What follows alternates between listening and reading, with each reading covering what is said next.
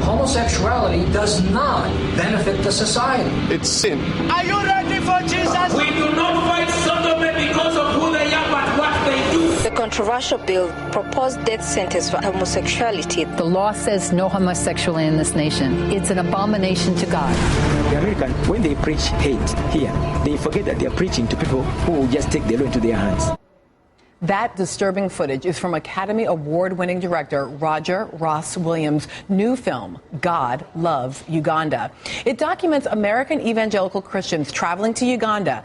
Now, they understand themselves as missionaries bringing the good news, but their presence is inspiring and stoking a fire of homophobic hatred and violence.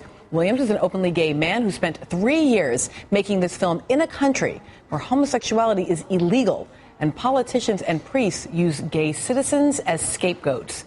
But inspired by the openly out activists on the ground, he pushed aside his fear and completed this extraordinary film. For his bravery and his excellent film, the director and producer of God Loves Uganda, Roger Ross Williams, is our foot soldier of the week, and he joins us right here in Nerdland. Thank you for this film. Oh, thank you. It's great to be here. What made you want to tell this story? You know, I grew up in the African American Baptist Church. My father's a leader in the church. My sister's a pastor. We have a big family mega church. It's the family business. And I grew up singing in the choir, you know, but I was never accepted as a gay man. So I was totally drawn to this story for personal reasons. So I felt that, even before I'd read your biography, I just watched the film clean in that sense. And I felt that respect that you have for the Christian missionaries. You don't make them evil, but you certainly demonstrate the ways in which they are misguided. I want to watch a quick piece of the film here that I think reflects an important aspect of that. We've come to share with you the good news. We came all this way across the ocean to tell you of His love, that God loves you so much. Most of these young people, they might be well-meaning, but for most of them, it's a time to have an adventure. But when they start demonizing another person, the poor African listening to them think that's how things should be. Tell me about that.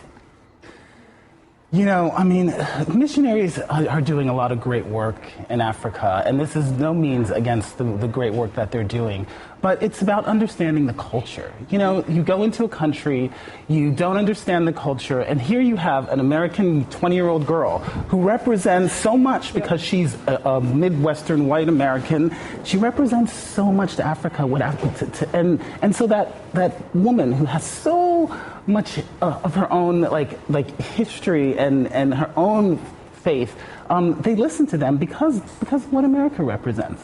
And I guess part of what I was so struck by in that moment was, you know, here's this young girl of relative privilege sitting there saying, I've come across the ocean to tell you something. And I think, shh, listen, baby, this woman may have something to tell you about faith and about the capacity. Now, why Uganda in particular? Is it the post-Idi Amin moment? Why is Uganda such a ripe space for this kind of rabid anti-gay agenda? Well, you know, Idi Amin was a Muslim who outlawed charismatic Christianity, so that movement was underground, and after he fell, it became above ground. And Mike Bickle, the leader of IHOP, was on the ground the day Idi Amin fell with a bunch of evangelical leaders there to take that as a Christian nation. Uganda is the youngest population on the planet, so they built schools and hospitals, and they raised, and the thing is about this is that everyone I talked to said they feel they've lost the culture war in America, but they're winning in Africa.